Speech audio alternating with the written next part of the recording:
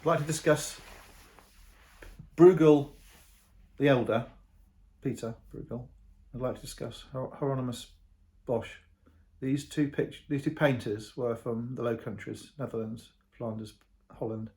They were Dutch painters, and they, about 500 years ago, roughly speaking, they were painting what we would perhaps now call surrealist paintings. They're not thought of as that, but that's what they are. They're an earlier version of Dali. That's what I think, anyway.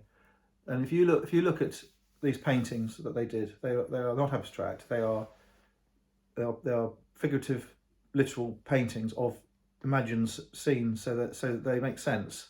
But what they're composed of are very strange objects and scenes, and the perspective is mixed up, and the scale is mixed up, and the meaning is coded.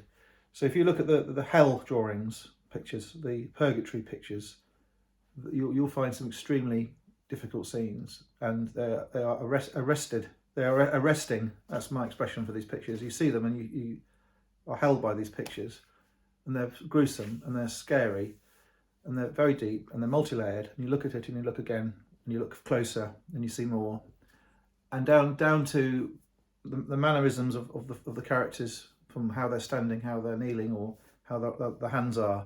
There's a lot of coding which people nowadays don't really understand, and I actually have a book about hands in paintings, what they mean. And 500 years ago, people would see these images, painted images, and they would understand these gestures and these positions and stances and poses, and they'd understand the meaning. It's not only in religious pictures. So Hieronymus Bosch and Bruegel the Elder were painting non-religious pictures as well. And if you look at these hell pictures, though hell is religious in a way, hell is a sort of a general thing. It's not sort of peculiar to Catholicism necessarily. So what I'm trying to say is, 500 years ago there were these painters. There were more than two, and there were ones before as well and ones after.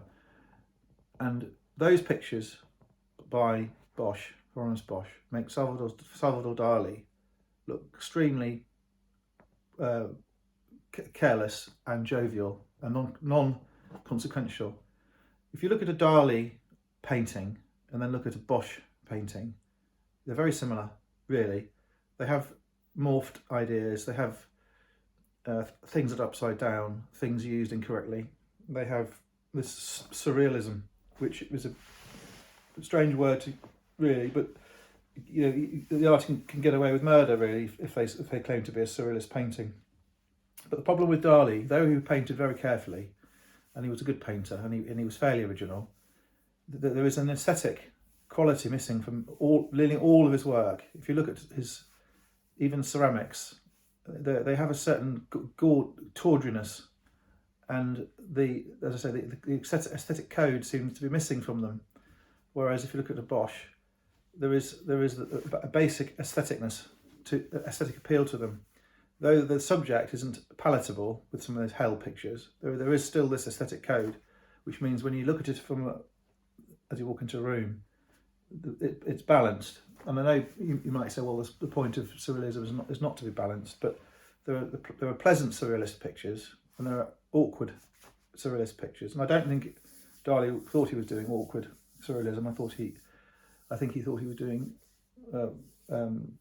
pleasant surrealism, but I don't think that it's pleasant at all. So you've got Dali with the morphed clock faces, the ears on roofs, the upside down cups, all those sort of crazy ideas. And from one Dali to another, they vary so much that it's very hit and miss, very random and inconsistent. Whereas if you look at the Bosch paintings or Bruegel paintings, you can sort of see who did them from almost immediately. They're consistent in style. So the thing about Dali is he was a personality, and he was on television. He was a social figure. He would ride around in an open top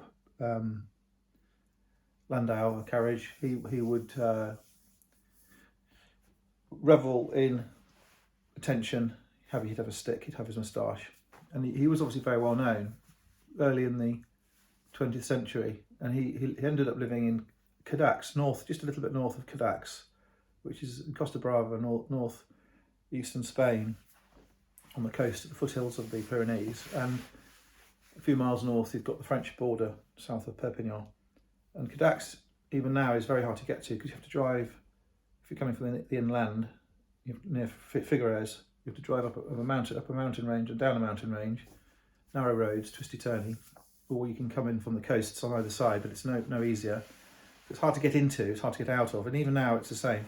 So you have this preserved, perfect, extant fishing port with a church, a couple of piazzas, an esplanade, and all the white houses you'd expect, with trees behind, with olive trees and fir trees.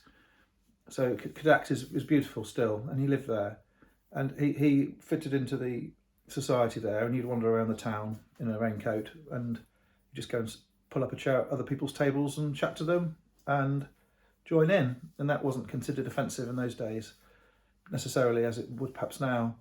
And he would talk to people. Some people would recognise him, but many people wouldn't recognise him because they wouldn't expect him to be there. And he would say to them, do you know who I am? And they would say no. Then he would say, I am Dali. And he would say, come for dinner tomorrow night. So he was lonely perhaps, and he had this local area and where he hung out, and he'd have house guests, and he apart from being just friendly outwardly and artistic, he had a sexual interest in both sexes and would photograph things. And if you go to the museum now, all traces of that sort of lascivious nature have been sort of hidden away, and he's being presented as a sort of sanitised artist in a way. So there is the museum where he used to live, and there is this body of work by Dali, which I don't like, as I say, and I'm judging that my reasoning on this earlier work by Hieronymus Bosch in particular. So Dali was a product of the early 20th century, Spain sort of coming out of its problems and entering its problems, the Civil War, and quite a poor country really in the early 20th century in the provinces, and though there was wealth in Barcelona and there was wealth in certain towns up in Cadax, it was poor basically, not a lot going on. And he was an artist, he exhibited, and he was successful, and he was sort of original, but he wasn't the original.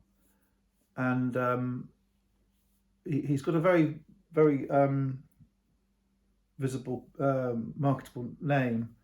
And one of the comments I want to make is, if you say I see a lot of people buying pictures, and you get feedback of what they think. And if you say to someone Salvador Dali, they will go, "Oh, Salvador Dali," but they don't really know what he was doing, and they don't understand his works.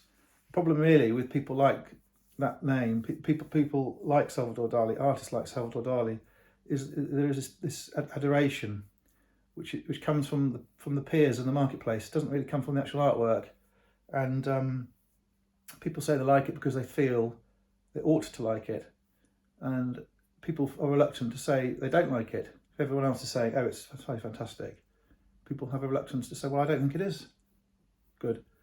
So there are better artists than Salvador Dali who are unknown, many, who get no adulation or adoration at all. And it seems rather unfair that Salvador Dali gets such a lot of adulation purely because he was a bit of a showman, and the timing was good, the location was good, and he was in the right place at the right time. Not trying to be horrible about Dali at all, just trying to sort of measure him in the marketplace and in the 20th century where he sat. So try and look at these. When you look at the Dali work, Salvador Dali work, look at these Bosch and Bruegel works, and you'll have a different opinion, I think. Thank you.